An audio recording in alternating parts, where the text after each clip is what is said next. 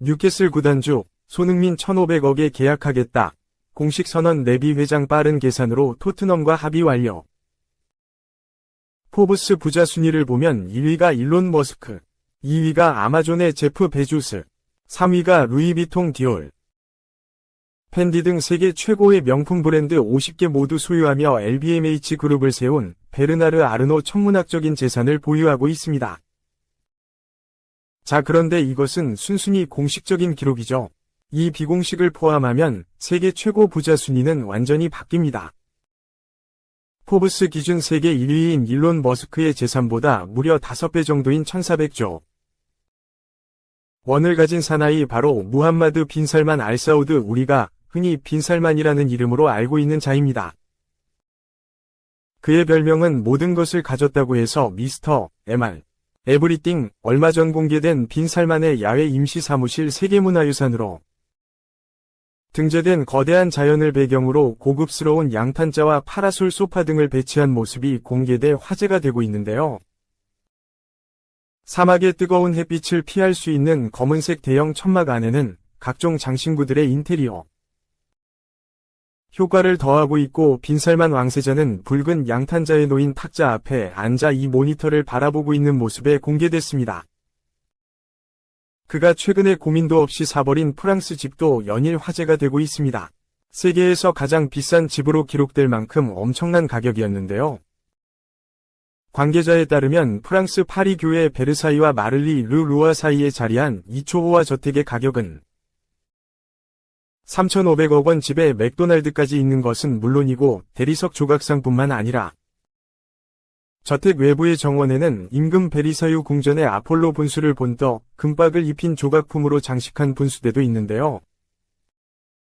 옥내 외 풀장은 물론 극장과 3,000병의 와인이 들어갈 수 있는 저장고, 스쿼시 코트 2대의 무도회장과 지하 나이트클럽도 있습니다. 여기에 16m 높이의 돔 천장에 프레스코 벽화가 그려진 대형 리셉션룸인 로턴다홀 도서관까지 가지고 있죠. 프랑스 파리 교외 베르사유와 마를리 르루아 사이에 자리한 초호화 저택, 샤토 루이 14세. 이 저택은 사우디아라비아의 부동산 개발사에 의해 2008년부터 3년에 걸쳐 지어졌는데요. 과거 킴 카다시안이 카니에 웨스트와의 결혼식 장소 후보로 검토하기 위해 방문하면서 화제가 됐습니다. 저택의 넓이는 정원까지 합치면 23만 m2에 이르는데요. 외관상으로는 인근의 베르사유 궁전과 비슷해 17세기 성처럼 생겼지만 이 저택은 원래 약 7만 평 대지에 세워졌던 19세기 저택을 허물고 다시 지은 것입니다. 그래서 내부는 완전히 현대식이죠. 분수와 에어컨, 조명과 음향 등은 스마트폰으로도 컨트롤할 수 있습니다.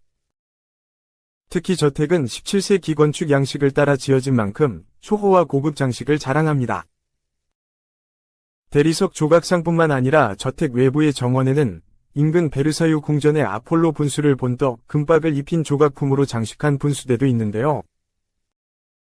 옥내외 풀장은 물론 극장과 3,000병의 와인이 들어갈 수 있는 저장고, 스쿼시 코트, 2대의 무도회장과 지하 나이트클럽도 있습니다.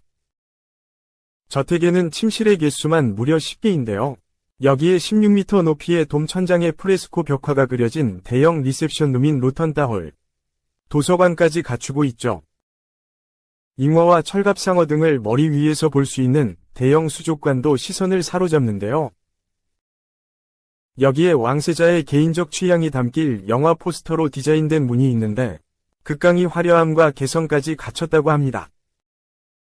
그는 한번 사고 싶다고 마음먹으면 무슨 수를 써서라도 돈이 얼마가 들더라도 무조건 사고야 마는 성격입니다. 한 번은 그가 프랑스 남부에서 휴가를 보내던 중 해안에서 약 132m 길이의 요트를 보고 한눈에 반했는데요.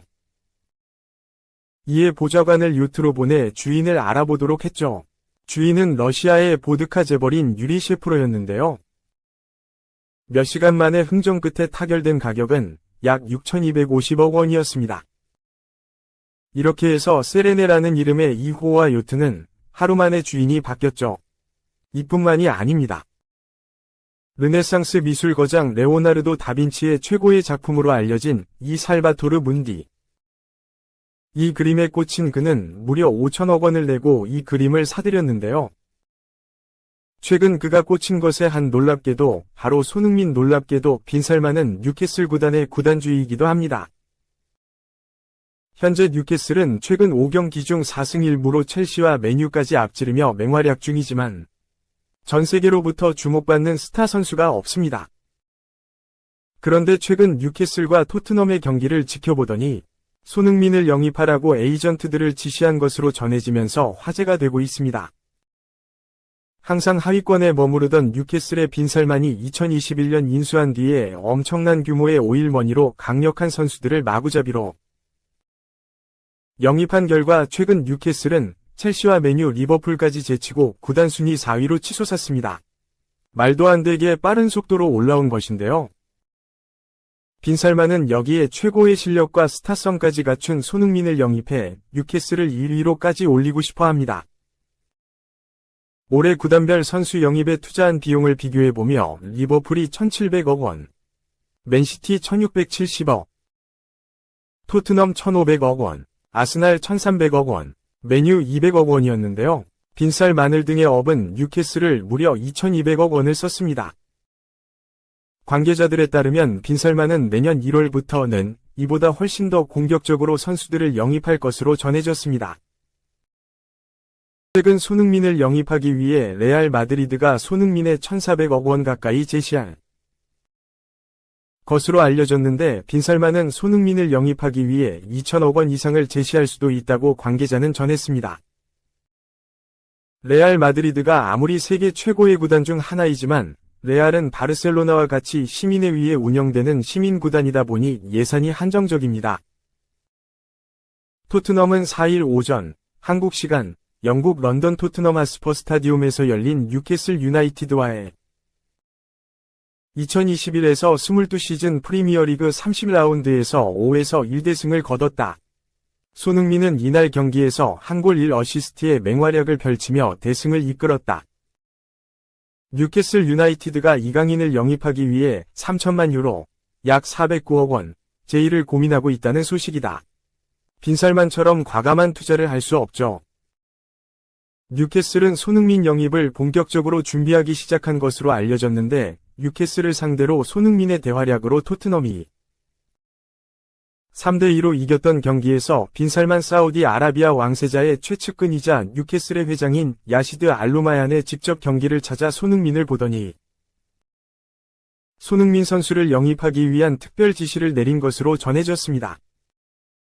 손흥민 선수가 뉴캐슬에 이적하는 즉시 최대의 기량을 뽐낼 수 있도록 손흥민과 합이 잘 맞았던 토트넘 동료들도 토트넘 구단과 계약이 끝나는 대로 하나 둘 이미 영입하기 시작했는데요.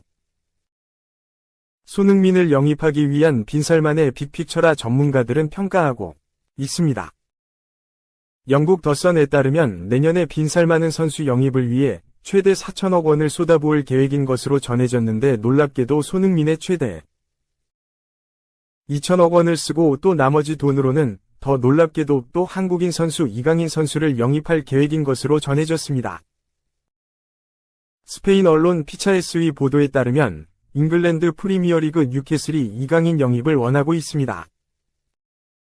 피차에스는 21세 한국 선수 이강인은 올 시즌 라리가에서 한 골 3도움으로 돌풍을 일으키고 있다.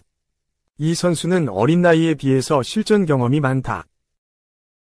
뉴캐슬뿐만 아니라 많은 유럽 클럽들이 이강인을 원한다고 보도했습니다. 이어 이 매체는 이강인은 환상적인 기술을 가진 선수다. 그는 수비에서 상대 맥을 자르고 중심이 낮아 가속성이 좋다. 또한 그는 강한 압박을 잘 견디고 우월한 볼 컨트롤과 영리한 움직임을 가졌다. 드리블도 강하다. 며 이강인을 크게 칭찬했고 빈살만 왕세자는 이강인이 한참 저평가됐다며 현재 받는 연봉의 최소 2배 이상을 제시할 것으로 예상되고 있는데요. 빈살만을 과감한 판단으로 손흥민과 이강인 선수가 뉴캐슬에서 함께 뛰는 이 놀라운 장면이 연출되려 하자 전국 뉴캐슬 팬들은 난리가 났습니다. 한 뉴캐슬 팬은 소니와 이강인이 뉴캐슬에 와서 함께 뛴다면 뉴캐슬은 우승도 할 수 있다. 환영한다 전했고 또 다른 뉴캐슬 팬은 전 세계 어느 구단에서도 볼 수 없는 최고의 조합이 될 것이다. 하루 빨리 왔으면 좋겠다. 손흥민이 계약 끝날 때까지 기다리겠다. 전했습니다. 2. 손흥민 3년 재계약해도 오케이. 팬들 반응은 이렇다. 토트넘은 1년 연장 옵션 발동. 손흥민이 토트넘에서 뛴 기간만 10년이 다 되어가는 구단의 리빙 레전드지만 토트넘은 현실적이었다. 손흥민과의 계약이 마지막 해에 접어든 상황에서 손흥민과 재계약을 체결하는 대신 지난 2021년 새로운 계약을 맺을 당시 삽입했던 1년 연장 옵션을 발동시키기로 한 것이다. 토트넘이 손흥민의 연장 옵션을 발동한 이유는 아무도 알지 못한다.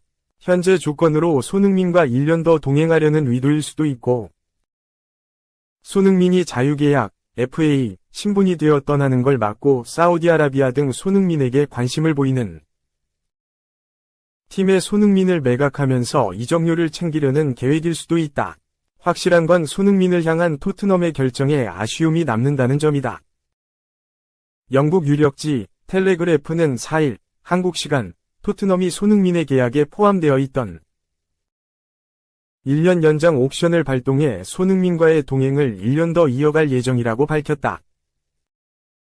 구단 내부에서는 이미 손흥민의 연장 옵션을 발동시키기로 결정했고 손흥민에게 이를 통보하기만 하면 되는 상황이다.